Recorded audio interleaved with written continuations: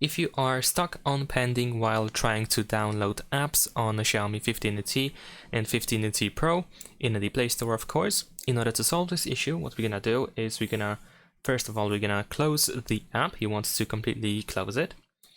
And in addition to that, if you go to settings and open apps, then over here we can of course find the Play Store. So you might want to force stop it. I'm gonna actually search for the app over here. There we go, Google Play Store. We're gonna okay, I cannot force stop it, so that's good.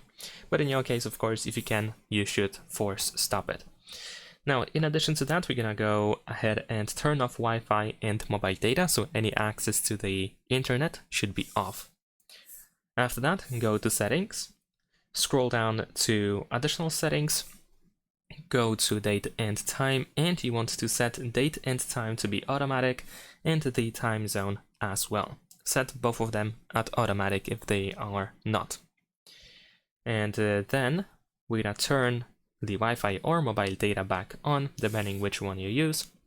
And now you should be able to open the Play Store, and you should be able to download your apps.